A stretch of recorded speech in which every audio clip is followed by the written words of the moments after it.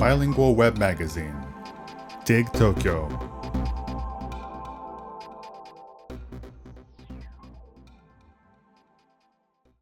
One. Dumbo reflects the current state of America. The other day, we featured the new film Dumbo on our show, Sekai Hashin SNS Eigojutsu on NHK E-Tele. Dumbo is the latest film from director Tim Burton, who is known for eccentric horror and fantasy films.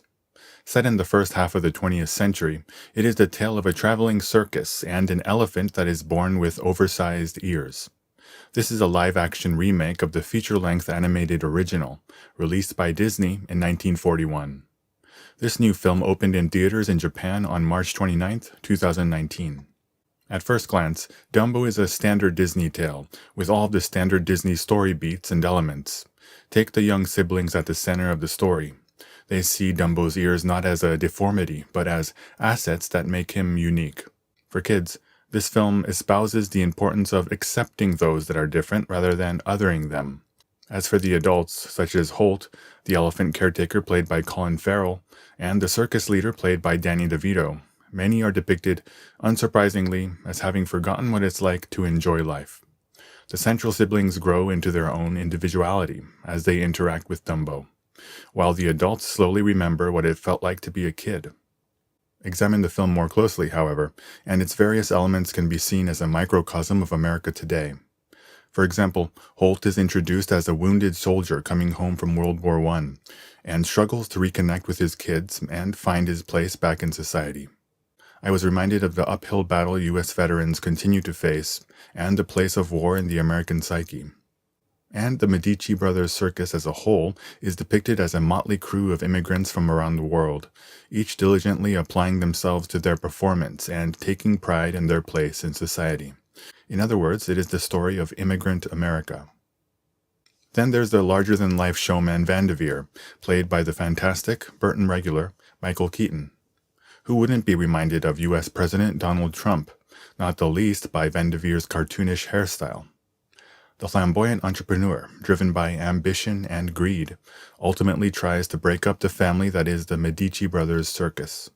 While he is second to none when it comes to putting on a great show, he leaves a trail of destruction in his wake. I was reminded of President Trump's elephant-sized personality and ego.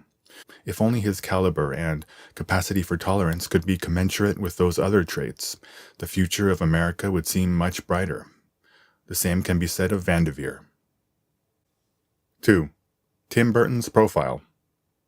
Tim Burton is an American film director, producer, and screenwriter. He studied animation in college and joined Disney as an animator after graduation. However, he struck out on his own in less than a year. He made his feature-length directorial debut with Pee-wee's Big Adventure, and made his breakthrough when he followed it up with Beetlejuice. He is known for producing singular horror and fantasy films in a dark, gothic visual style, namely his collaborations with actor Johnny Depp, especially Edward Scissorhands. 3. Selected Tim Burton filmography. Beetlejuice. A couple dies in a car accident and come back as ghosts. When new, living residents start haunting their home, the pair turn to crude and dirty old bio-exorcist Beetlejuice to chase them away. This film is packed with the elements that made Burton such a successful filmmaker. Batman. With the success of Beetlejuice, Burton was given the green light to make Batman, which would become one of the films to define the modern superhero genre. He cast Michael Keaton, then mostly known as a comedic actor, as Batman, and the great Jack Nicholson as his arch-enemy, the Joker.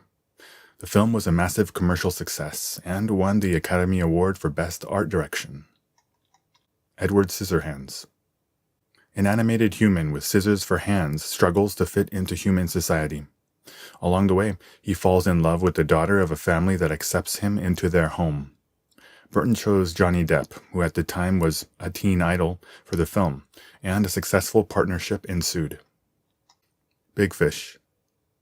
A son loses patience with his father, who loves telling tall tales to those around him. After years of keeping his distance, the son receives word that his father is sick, and becomes determined to learn about the truth of his father's past. This film is about father-son reconciliation, and Burton made this film right after he had lost his own father. Alice in Wonderland. This film is the film adaptation of a story inspired by British writer Lewis Carroll's children's novels, Alice's Adventures in Wonderland and Through the Looking Glass. Johnny Depp plays the Mad Hatter, who assists the titular Alice. This film won an Academy Award for Best Art Direction and Best Costume Design. Burton served as executive producer for a sequel, Alice Through the Looking Glass, which was released in 2016. Charlie and the Chocolate Factory. This musical fantasy film is the second film adaptation of the British author Roald Dahl's classic children's novel. The reclusive chocolatier Willy Wonka hides 5 golden tickets in his chocolate bars and invites the children who find them to come to his factory for a tour. Johnny Depp portrays Wonka as a childlike eccentric and won acclaim for his performance. The visual look of the character, with bob and sunglasses, was inspired by Vogue editor Anna Wintour. Dumbo. Set in post-World War I America, this film is about a circus owner who stakes the future of his struggling business on a soon-to-be-born elephant. However, the elephant is born with oversized ears and is soon nicknamed Dumbo by audiences. 4. Protestantism gave birth to greedy capitalism. As Max Weber puts forth in The Protestant Ethic and the Spirit of Capitalism, deeply rooted in the American psyche is the idea that the accumulation of wealth is a righteous endeavor. This belief would play an integral role in setting the stage for the election of Donald Trump as President of the United States. Protestantism created capitalism, cultivated it, and reshaped it into a monster, what the Japanese have termed greedy capitalism. Footnote 1. The Protestant Ethic and the Spirit of Capitalism. This book was written by German sociologist Max Weber between 1904 and 1905. In it, Weber writes that Protestantism is the central reason for the rise of capitalism in the West. Protestantism espouses the idea that work is a calling from God, and thus it was a natural extension that dedication to one's work would result in earning a lot of money. The religion's asceticism also meant that any money earned was not spent on oneself, but used to invest. Later, as religion became less and less the governing force of society, capitalism was freed from the limits imposed by morality, allowing it to grow out of control. Footnote 2. Max Weber was a German sociologist and political economist. He is considered one of the founders of sociology. He wrote about the rise of capitalism and disenchantment. In this context, the idea of modern society valuing scientific understanding more than religious belief. Footnote 3. Protestantism is a term that refers to a form of Christianity and its teachings that originally broke off from Roman Catholicism in the 16th century in protest of some of its teachings. Its central tenets include universal priesthood, the idea that all baptized Christians are priests in the eyes of God, and biblicism, the idea that the Bible is the highest authority. In the U.S., close to half the population is said to be Protestant. Footnote 4. Greedy capitalism is a Japanese term used to describe an extreme form of capitalism where a person is devoted solely to the pursuit of his or her personal wealth. Often associated with a Wall Street mentality, greedy capitalism has led to the expansion of the housing bubble and the subsequent global financial crisis. 5. Pragmatism gave birth to global ICT companies. The other central pillar of modern American philosophy is pragmatism. At its most simple, pragmatism refers to the idea that things that serve a purpose are considered righteous. Instead of evaluating ethics or morality, it seeks to evaluate efficiency, and whatever is efficient is seen as what is right. This approach led to the development of the ICT industry and global companies as we know them, with the added effect of increased economic disparity. Below, I feature a new book, recently published in Japan, that covers this topic. Footnote 5. Pragmatism is a philosophy that developed in the 1870s in America. It is the idea that concepts and theories are to be evaluated scientifically by examining the objective results that come from putting them into practice. In Japanese, the philosophy is translated as Jitsuyo shugi, Dogu shugi, Jissai shugi. America.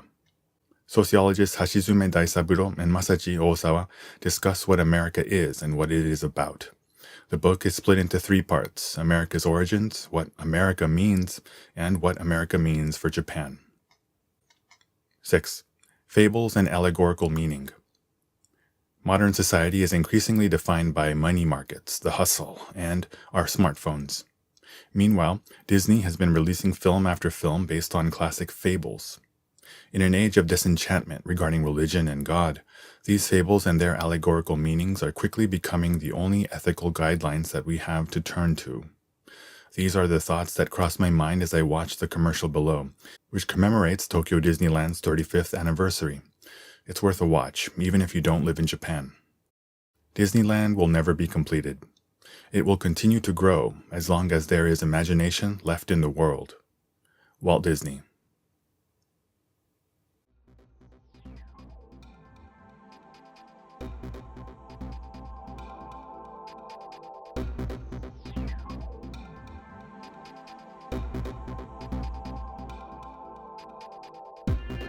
www.digtokyo.jp